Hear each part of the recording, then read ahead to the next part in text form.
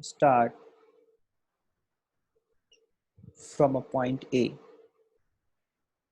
from a point A and travels along solid curve and travels along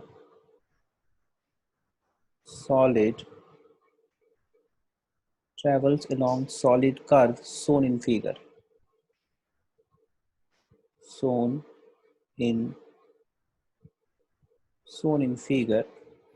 Full stop. Find approximately the position B.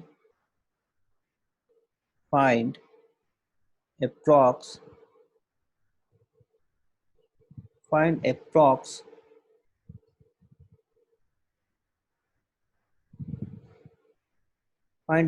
the position of approximately है ना.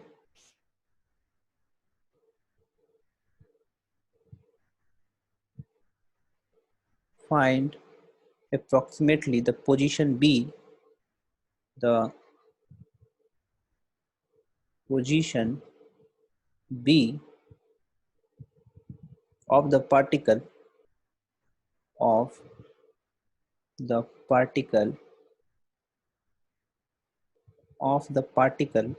such that the average velocity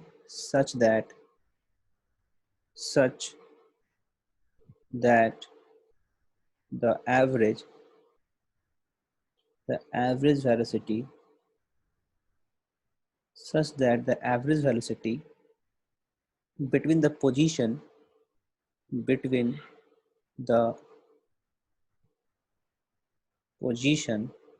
A and B has the same direction as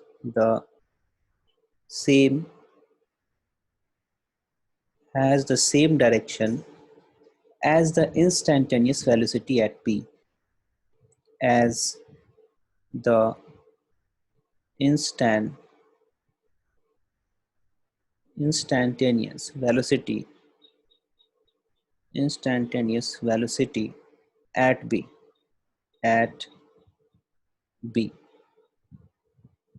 ठीक है, हमारे पास curve है, ये curve है हमारे पास.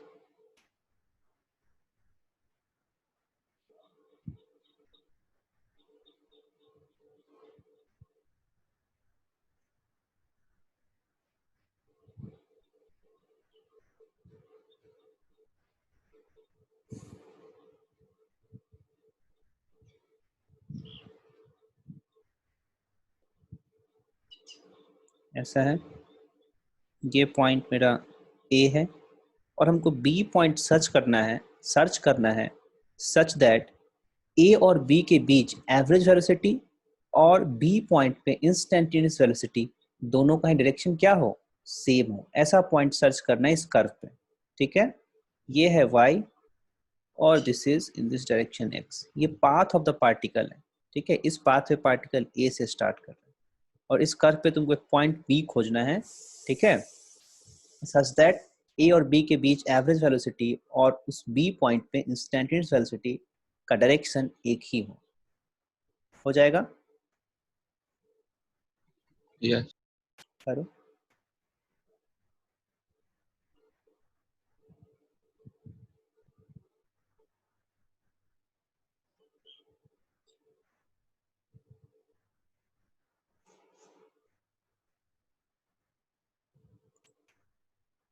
करना है हम डिस्प्लेसमेंट एवरेज वेलोसिटी जो होता है क्या होता है, पाथ पे अगर मैं बोल दूं कि ये पॉइंट A है और ये पॉइंट सपोज B है, तो इसका एवरेज वेलोसिटी का डायरेक्शन बताओ A और B के बीच में. क्या करते हैं हम लोग, A और B को स्ट्रेट लाइन से कनेक्ट कर देंगे क्या, है ना. यही डिस्प्लेसमेंट हो गया यहाँ से यहाँ तक.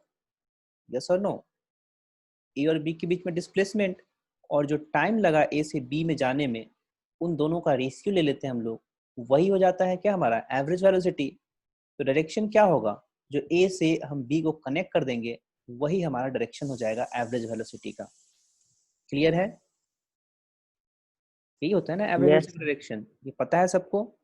तो मतलब कि ए और बी के बीच का एवरेज वेलोसिटी चाहिए, तो उसमें जो लाइन हम ड्रॉ करेंगे उसमें ए आना चाहिए, उस लाइन पे ए आना चाहिए, यस और नो, है ना। तो और इंस्टेंटेनियस वेलोसिटी का क्या मतलब होता है? इंस्टेंटेनियस वेलोसिटी मतलब अगर यहाँ पे इंस्टेंटेनियस वेलोसिटी निकालना है तो क्या होना चाहिए? टेंजेंट खींच देंगे, टेंजेंट डायरेक्शन में होगा इंस्टेंटेनियस वेलोसिटी, यस और नो।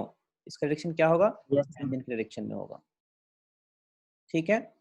तो इस कर्व पे हमको एक बी पॉइंट खोजना है जिसको मैच करा दें, ठीक है, ए से बी को कनेक्ट कर दें, तो वो क्या होना चाहिए? वो लाइन बेसिकली टेंजेंट हो जाना चाहिए इस कर्व पे, ठीक है। इस कर्व पे क्या होना चाहिए? टेंजेंट हो जाना चाहिए। तो मान लो मैं इस लाइन को यहाँ से ड्रॉ करूंगा, है ना।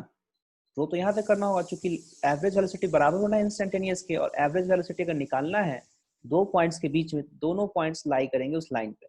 तो अगर मैं यहाँ से खींचना चाहूँ, सपोज ये पॉइंट लूँ, ये पॉइंट अगर लूंगा तो ये तो एवरेज वेलोसिटी का डायरेक्शन हो गया। मान लो ये मेरा पॉइंट बी है, तो ये एवरेज वेलोसिटी का डायरेक्शन हो गया बी पे, और इंस्टेंटेनियस वेलोसिटी क्या हो जाएगा? टेंजेंट, क्या दोनों सेम डायरेक्शन हुआ? नहीं हुआ। This is the direction of average velocity, है ना, direction of average velocity. And ये क्या है? डायरेक्शन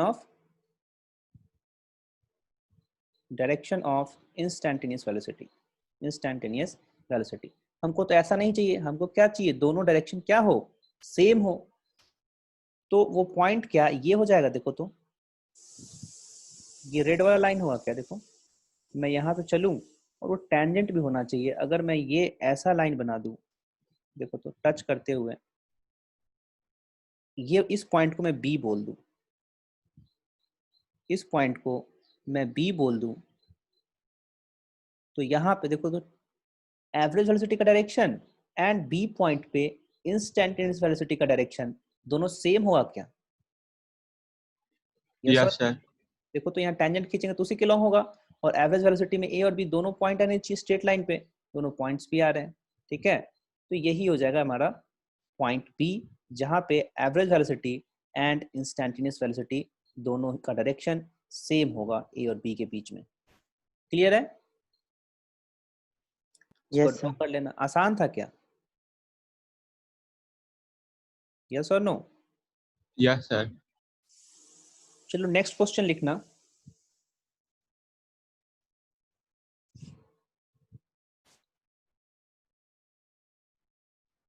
नेक्स्ट क्वेश्चन लिखना, position of particle as a function of time, position of position of particle as a function of time, as a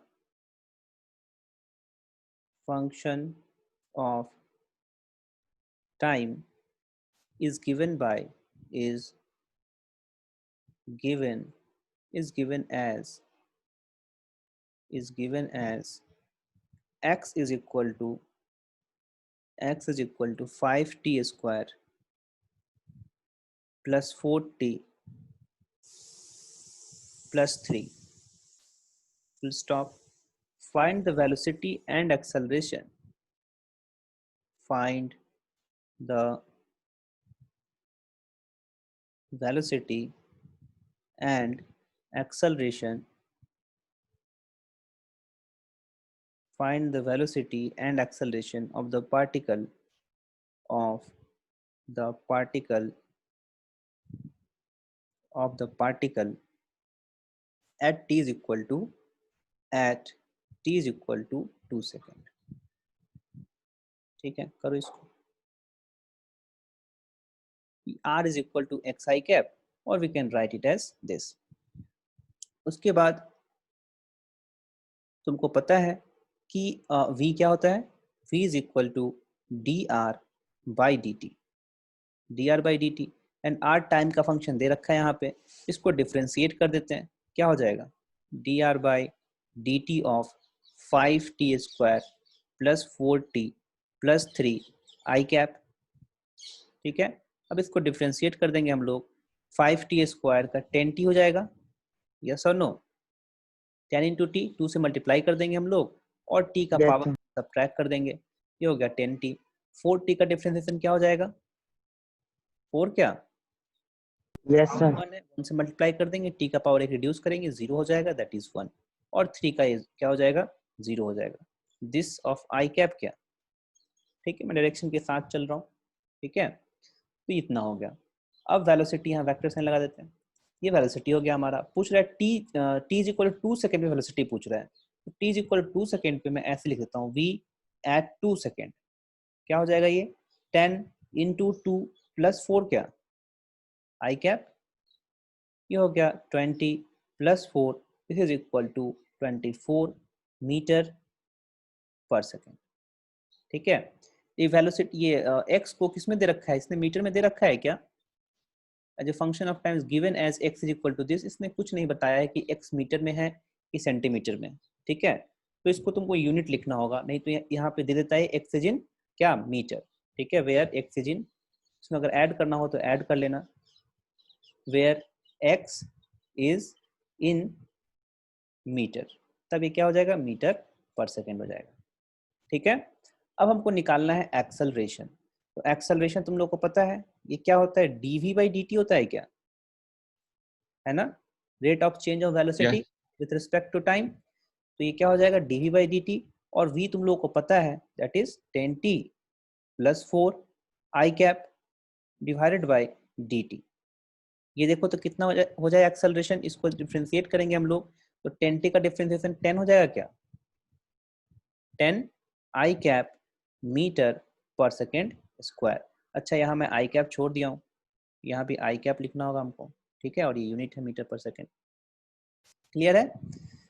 तो इसका क्या मतलब है, देखो तो at t is equal to 2 second पे 24 आई कैप मीटर पर सेकेंड का वेलोसिटी है, and acceleration is 10 i cap. ये एक्सेलरेशन कांस्टेंट आ गया क्या, यस और नो, Yes, sir. कांस्टेंट आ गया। अगर इसी क्वेश्चन में कोई तुमसे ये पूछता कि बताओ average acceleration A average between time 2 and 4 second, क्या बता देते उसको, 10. 10 ही बता देते, ठीक है, क्योंकि ये एक कांस्टेंट आ रहा है, कांस्टेंट का एवरेज लेंगे हम लोग तो हमेशा वही कांस्टेंट आएगा। यानी कि क्या मैं बोल सकता हूँ कि एक्सेलरेशन हमेशा पॉजिटिव एक्स एक्सिस की तरफ लग रहा है। सर हाँ बोलो, कैसे पता करेंगे एवरेज है? कैसे पता करेंगे एवरेज है, ये 10, मैं ये बोला था कल, यस सर। किसी भी कांस्टेंट वेलोसिटी कांस्टेंट कोई भी कांस्टेंट नंबर्स हैं उनका एवरेज लेंगे हम लोग तो वही कांस्टेंट आता है, यस और नो, ऐसा होता है। जैसे मान लो Yes, तुम sir. दो वैल्यूज का 2 8 10 का तुम एवरेज लोगे, इसका तुम एवरेज लोगे तो इसका एवरेज किसके बीच में आएगा, 2 और 10 के बीच में ही आएगा, ठीक है, मैक्सिमम और मिनिमम के बीच में ही हमेशा एवरेज होता है। अब मैंने क्या किया, सारे नंबर्स को बराबर ही कर दिया, तो मैक्सिमम और मिनिमम दोनों सेम ही हो गए क्या, तो एवरेज भी सेम ही यस सर। है ना। मैक्सिमम मिनिमम ही सेम नहीं होनी चाहिए, सारे चीजें सेम होनी चाहिए उसके मतलब कांस्टेंट ही होना चाहिए थ्रू आउट, ठीक है। तो ये एक्सेलरेशन थ्रू आउट कांस्टेंट है, तो एवरेज हम इसका लेंगे तो क्या आ जाएगा, वही आ जाएगा, 10 ही है। 10 ही आएगा, Yes, sir. यस और नो, यस ठीक है। और तुम निकालोगे भी एवरेज के बीच में तो यही आएगा, निकाल के तुम देख लेना एक बार, ठीक है, हम लोगों ने लास्ट क्लास में निकाल के भी देखा था, बाद में मैच भी कराया था, ठीक है, उसको एक बार रिपीट कर लेना। हम एक नेक्स्ट एग्जांपल लेते हैं इसी से रिलेटेड। तो ये हमारा हो गया एक्सेलरेशन, ठीक है। अच्छा ये मोशन रिटार्डिंग मोशन होगा कि एक्सेलरेटिंग मोशन होगा, जब वेलोसिटी एंड एक्सेलरेशन दोनों ही सेम डायरेक्शन में होगा तो उसका मोशन क्या हो जाएगा, एक्सेलरेटिंग, क्या इसी डायरेक्शन में हो रहा है, उसका वेलोसिटी इसी डायरेक्शन में है और एक्सेलरेशन भी सेम डायरेक्शन में हो गया, यानी कि मोशन एक्सेलरेट करेगा क्या, पर सेकेंड ए से इसका वेलोसिटी बढ़ जाएगा, यस और नो, यस सर। ठीक है। तो ये एक्सेलरेटिंग मोशन हो जाएगा। मान लो वेलोसिटी इस डायरेक्शन में है और एक्सेलरेशन इधर हो गया, इसका मतलब क्या है कि ये इधर तो जा रहा है लेकिन स्लो हो रहा है क्या इधर जाते हुए, पहले 10 मीटर पर सेकेंड था फिर 5 मीटर पर सेकेंड हो गया क्या कुछ देर बाद, यस और नो, एक्सेलरेशन इधर लग रहा है, इसका मतलब वेलोसिटी को हर टाइम पे a से कम कर दे रहा है। बात समझ में आया? पर सेकेंड a से कम कर दे रहा है। क्लियर है क्या? Yes, sir. ठीक है, Yes, sir. तो ये हो जाएगा रिटार्डिंग मोशन। जब वेलोसिटी एंड एक्सेलरेशन दोनों ही अपोजिट डायरेक्शन में एक्ट करेंगे, उस तरह के मोशन को हम लोग रिटार्डिंग मोशन, रिटार्डेड मोशन बोलते हैं। ठीक है, और जब दोनों ही सेम डायरेक्शन में एक्ट करेंगे तो एक्सेलरेटेड मोशन होगा। मोशन एक्सेलरेट होगा मतलब हर टाइम वेलोसिटी उसका बढ़ता चला जाएगा।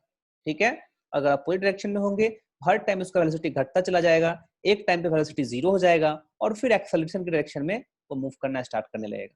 ठीक है, जैसे ही जीरो होगा, 10 से 5 हुआ, फिर कुछ टाइम के बाद जीरो हो जाएगा। जैसे ही जीरो होगा फिर पार्टिकल इधर मूव करना स्टार्ट कर देगा क्या? हाँ, फिर पार्टिकल इधर की तरफ मूव करना स्टार्ट कर देगा।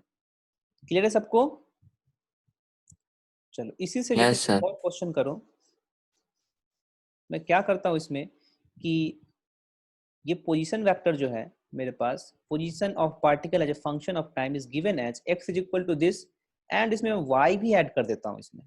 लास्ट क्लास में एक और फंक्शन था हमारे पास, ठीक है, उसी को मैं y बना देता हूँ।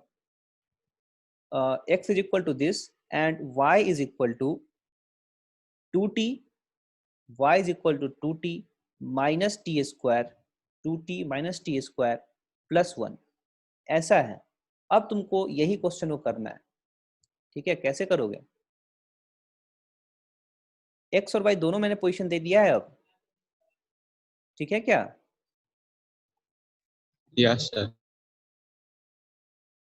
अब एक्सेलरेशन बताना है, और ऐसा क्वेश्चन आज तक नहीं आया है।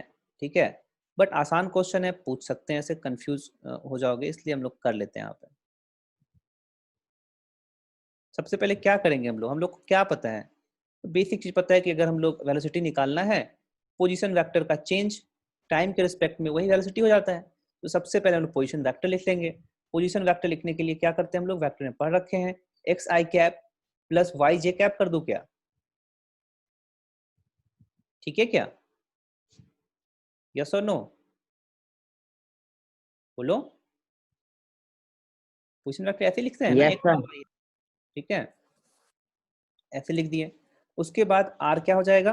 दिस इंप्लाइज एक्स क्या दे रखा है यहाँ पे, 5t plus 5t square plus 4t plus 3, ये हो गया आई कैप, प्लस वाई कितना हो गया, 2t minus t square plus 1 j cap, ये हो गया x and y. I cap j cap के टर्म में आर लिख दिए हम।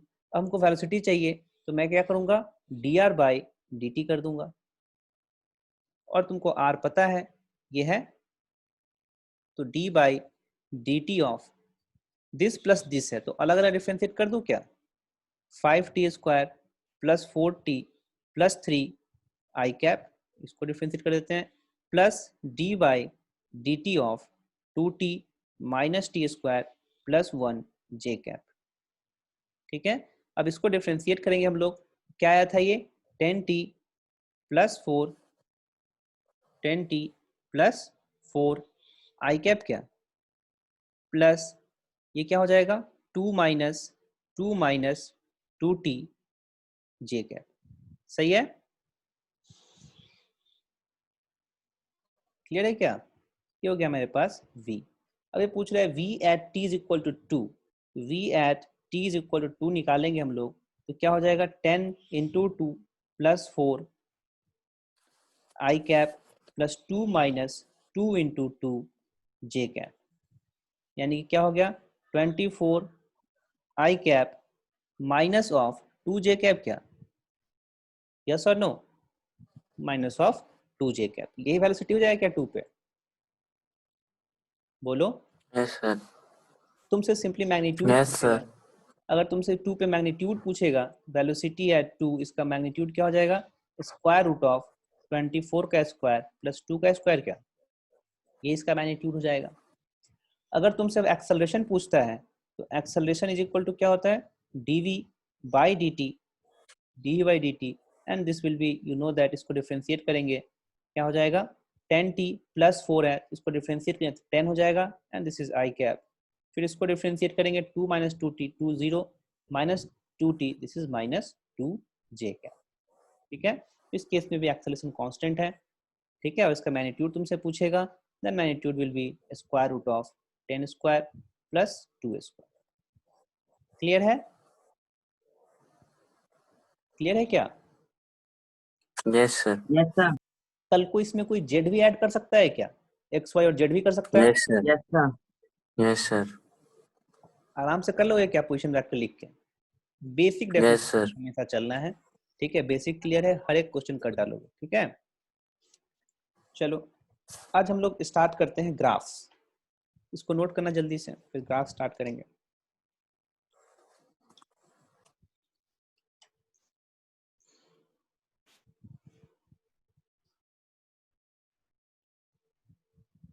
चलो हेडिंग देना ग्राफ्स,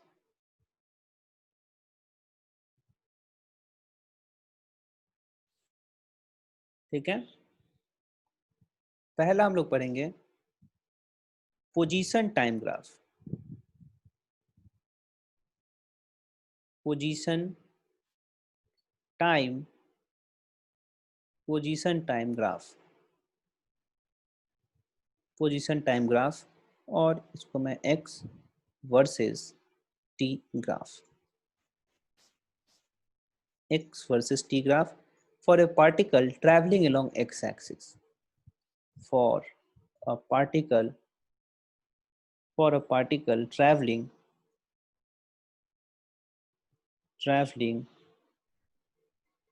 along x axis, ठीक है। इसका ग्राफ का एनालिसिस करना है हम लोगों को। चलो मान लो मेरे पास इसका ग्राफ कुछ ऐसा है,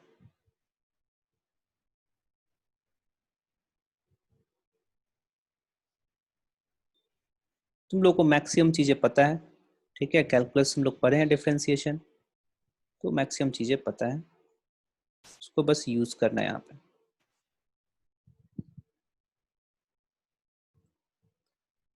मैंने ग्राफ ऐसा ड्रॉ कर दिया, ये ब्लू कलर से ड्रॉ कर रहा हूं मैं,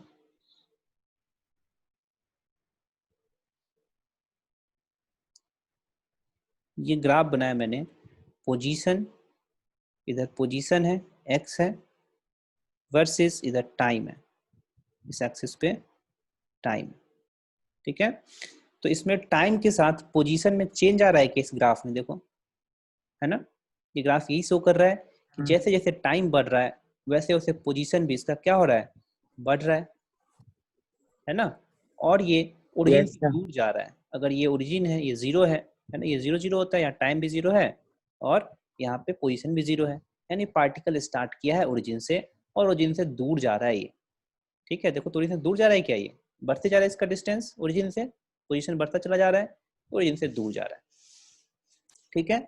मान लो कि जब पार्टिकल यहाँ पे था, जब पार्टिकल यहाँ पे था तो इसका मैं टाइम t1 लिख रहा हूँ, t1 टाइम पे ये पार्टिकल यहाँ पे था, इसके करस्पॉन्डिंग कुछ इसका पोजीशन होगा क्या, है ना, कोई पोजीशन होगा एक्स एक्सिस पे, इस पोजीशन को मैं इसके करस्पॉन्डिंग x1 लिख देता हूँ। कोई दिक्कत यहाँ तक? नो और यस। कुछ टाइम के बाद ये पार्टिकल यहाँ पे पहुंच गया, कुछ टाइम के बाद ये पार्टिकल यहाँ पे पहुंच गया, इस टाइम को मैं t2 लिख रहा हूँ, इस टाइम को मैं t2 लिख रहा हूँ, और इस पोजीशन को मैं, इस पोजीशन को मैं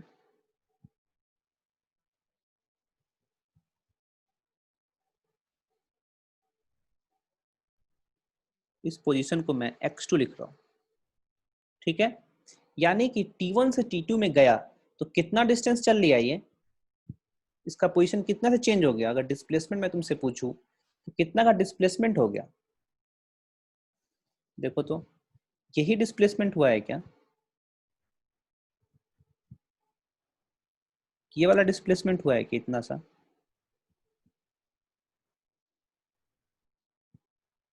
हाँ, t1 t2 टाइम के बीच में यही हुआ है ना, यस और नो? आवाज जा रहा है सबको? Yes, sir. T1 टाइम पे x1 पोजीशन था, T2 टाइम पे x2 पोजीशन हो गया, और ऐसे है, ये ओरिजिन है, और टाइम के हिसाब से पोजीशन चेंज होता चला जा रहा है। T1 टाइम पे यहाँ पे था x1 पे, और T2 टाइम पे ये x2 पे चला गया, T2 टाइम पे x2 पे चला गया। तो जो पोजीशन T1 से T2 के बीच में चला, यही डिस्टेंस चला क्या? x2 माइनस x1, यस और no? x2 minus Yes, sir. x1 चला ना, तो यहाँ पे डिस्टेंस कितना हो गया? ये x2 माइनस x1, यही तो डिस्टेंस है x2 माइनस x1। बोलो। Yes, sir. ठीक है, अच्छा, ये टाइम का जो यहाँ से यहाँ तक जो टाइम लगा है इसको, ये टाइम कितना है? T2 माइनस T1 क्या? Yes, sir. Yes, sir. T2 minus T1 है। ठीक है, तुमसे कोई एवरेज वेलोसिटी पूछे, तुमसे क्या पूछे? कोई एवरेज वेलोसिटी, तो क्या करते हो? V average between T1 and T2, क्या करोगे तुम? दिस इज इक्वल टू जो डिस्प्लेसमेंट हुआ है T1 T2 के बीच में, ठीक है, that is x2 minus x1 divided by T2 minus T1 लिखोगे क्या? Yes, sir. ये लिखोगे, displacement in time interval T2 minus T1, ठीक है, और दोनों का ratio that is average velocity. अच्छा, ये जो रेशियो है, ये देखो तो, इस अगर मैं ट्रायंगल लूं, इन ट्रायंगल अगर मैं इसको स्ट्रेट लाइन से ज्वाइन कर दूं, इसको मैं स्ट्रेट लाइन से ज्वाइन कर दूं,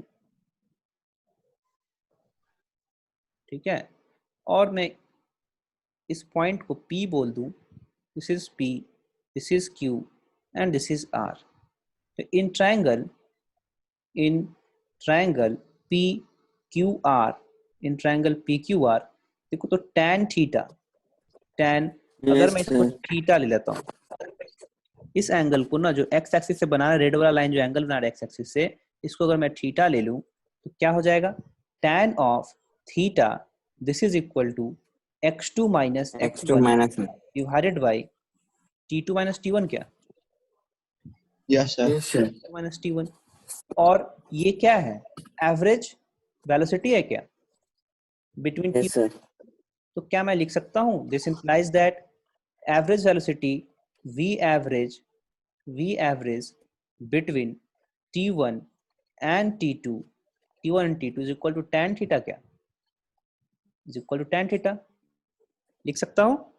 और थीटा क्या है?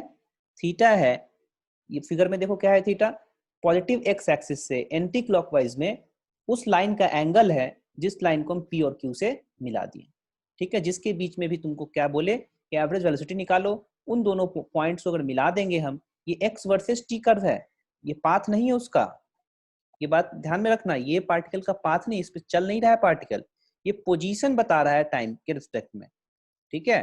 पाथ कब होता? जब x वर्सेस t का होता, तब ये पाथ हो जाता। बात समझ में आया? Sorry, x versus y versus x का कर्व होता, अगर कोऑर्डिनेट y और x में मैं कर्व देता, तब ये क्या होता? पाथ ऑफ पार्टिकल होता। यहाँ पे मैं x और t में रिलेशन दे रहा हूँ कि x और t का वेरिएशन ऐसा है, ठीक है, ये पाथ नहीं है पार्टिकल का, ये बात ध्यान में रखना, ठीक है क्या? ऐसा मत बोल देना कि जो डायरेक्शन है पार्टिकल का ये PQ डायरेक्शन में होगा, इसका ये क्या बोलते हैं, एवरेज वेलोसिटी का डायरेक्शन PQ डायरेक्शन में होगा, ऐसा नहीं होगा यहाँ पे। बात समझ में आया? Yes, sir. नो, ये इस थीटा डायरेक्शन में नहीं होगा। tan थीटा ये एवरेज वेलोसिटी दे देगा, क्योंकि tan थीटा क्या होता है, ये डिस्प्लेसमेंट T1 T2 टाइम के बीच में displacement and the ratio of this T2 minus T1, ठीक है। तो ये हो गया tan थीटा। अच्छा, अब इसी को मैं क्या करूंगा, अगर इंस्टेंटेनियस वेलोसिटी निकालना है हमको, तो मैं क्या करता हूँ, एवरेज वेलोसिटी में अगर मैं लिमिट ले लूँ, limit x2 minus x1 divided by T2 minus T1, limit T2 tending towards T1 tending towards T2 कर दूँ, ठीक है। T1 T2 को बहुत ही क्लोज कर दूं, T1 टेंडिंग टू T2 का मतलब क्या हो गया, दोनों ही बहुत क्लोज हो गए क्या, है ना? Yes, Yes, sir. sir. दोनों ही बहुत क्लोज हो गए, तो ये डिफरेंस क्या हो जाएगा, बहुत छोटा हो जाएगा क्या? तो ये भी डिफरेंस बहुत Yes, छोटा sir. है ना? यही Yes, sir. कोई ऐसा भी सकता है, लिमिट इसको ऊपर मैं डेल्टा एक्स लिख दूं, ठीक है, इसको मैं डेल्टा टी लिख दूं, तो इसी कोई कह सकता है delta T tending towards zero. Same limit है दोनों, कोई T1 is tending toward T2 कर सकता है, या कोई delta T tending towards zero कर सकता है। दोनों बात सेम है, समझ में आ गया तुम लोगों को, है ना? बेसिकली हमको क्या करना है, इस क्वांटिटी को बहुत छोटा करना है, इस क्वांटिटी को बहुत छोटा करना है, तो इसको डिफरेंस को छोटा करना है, तो T2 को T1 के पास ले जाए या T1 को T2 के पास ले जाए, दोनों ही केस में ये क्वांटिटी क्या होगा, बहुत ही छोटा हो जाएगा। उसके करस्पॉन्डिंग जो x होगा ये भी बहुत छोटा हो जाएगा। क्लियर है? तो जब तुम एवरेज इंस्टेंटेनियस वेलोसिटी निकालोगे तो क्या करेंगे हम लोग, टाइम को बहुत छोटा करेंगे क्या, यस और no? Yes, sir. Time gap को बहुत कम करेंगे। मान लेते हैं टाइम गैप को मैं यहाँ पे ले आया, ठीक है, बहुत कम कर दिया इस टाइम को, और मैं इस टाइम गैप को dt कर दिया, ठीक है, ये जो जो टाइम गैप है इसको मैं dt लिख रहा हूँ। तो यहाँ पे जो मेरा इसके करस्पॉन्डिंग पोजीशन वेक्टर आ रहा है, ये वाला पोजीशन दिख रहा है, ये पोजीशन वेक्टर जो आ रहा है उसको मैं dx कर दिया, ठीक है। तो एक छोटा सा जो ट्रायंगल बन रहा है यहाँ पे दिख रहा है ट्रायंगल, मैं इस ट्रायंगल को कुछ और कलर से दिखाता हूँ, इसको मैं इस कलर से दिखा रहा हूँ, दिख रहा है ये कलर, ये ट्रायंगल दिख रहा है, अच्छे से नहीं दिखा होगा, ग्रीन करता हूँ इसको, ये वाला ट्रायंगल दिख रहा है सबको, ग्रीन वाला Yes, ट्रायंगल, sir. ठीक है। इस ट्रायंगल में अगर मैं एक्स एक्सिस से एंगल देखूं इस लाइन का, तो tan थीटा, ये थीटा एंगल बन रहा है, कुछ और एंगल बनेगा, सपोज ये tan अल्फा एंगल बन रहा है, तो tan alpha this is equal to dx by dt कर सकता हूँ क्या मैं, dx बाई dt कर सकता Yes, हूँ, sir. यस और नो? और ये dx बाई dt, ये tan अल्फा, अगर मैं इसी को लाइन को एक्सटेंड कर दूं, ठीक है, इसी लाइन को एक्सटेंड कर दूं, तो यही एंगल सेम हो जाएगा कि अल्फा, है ना? जो टेंजेंट यहाँ पे टेंजेंट का जो ये जो tan थीटा tan अल्फा बन रहा है जो एंगल, ये स्ट्रेट लाइन है, यहाँ पे इसको स्ट्रेट लाइन एज्यूम कर सकता हूँ, इस कर्व पार्ट को, बहुत ही छोटा पार्ट है ये कर्व का, तो इसको मैं स्ट्रेट लाइन एज्यूम कर सकता हूँ, और मैं इसको एक्सटेंड करूँ तो जो एंगल यहाँ बन रहा है वो वही एंगल यहाँ भी बनेगा टाइम एक्सिस से, तो इसको मैं tan अल्फा लिख दिया, tan alpha is equal to dx by dt। ऐसा हम बहुत बार करते आ रहे हैं पहले से, यस और नो? तो instantaneous Yes, sir. Yes, sir. अगर तुमको निकालना है, इंस्टेंटेनियस वेलोसिटी निकालना है, तो उस पॉइंट पे हम लोग क्या कर देंगे,